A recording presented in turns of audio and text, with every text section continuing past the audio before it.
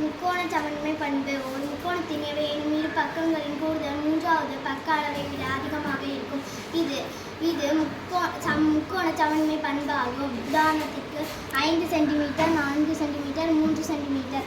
5ஐயும் 4ஐயும் கூட்டினால் 3ஐ விட அதிகமாக இருக்கிறது. 4ஐயும் 3ஐயும் கூட்டினால் 5ஐ விட அதிகமாக இருக்கிறது. 5ஐயும் 3ஐயும் கூட்டினால் 4ஐ விட அதிகமாக இருக்கிறது. எனவே இது முக்கோணத்தை அமைக்கும். 5 சென்டிமீட்டர், 4 சென்டிமீட்டர், 3 சென்டிமீட்டர்.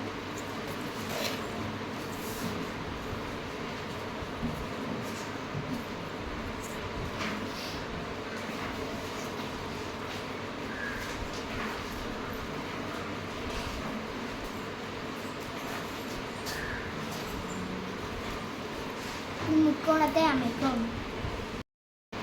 முக்கோண சமனின்மை பண்பு. ஒரு முக்கோணத்தின் எவையேனும் இரு பக்க அளவுகளின் கூடுதல் மூன்றாவது பக்க அளவை விட அதிகமாக இருக்கும். இது முக்கோண சமனின்மை பண்பாகும்.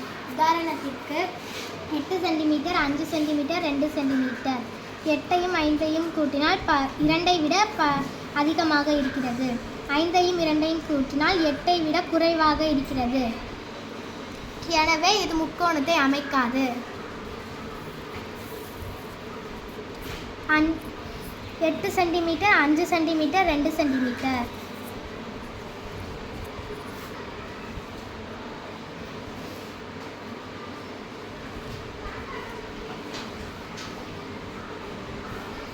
எனவே இது முக்கோணத்தை அமைக்காது.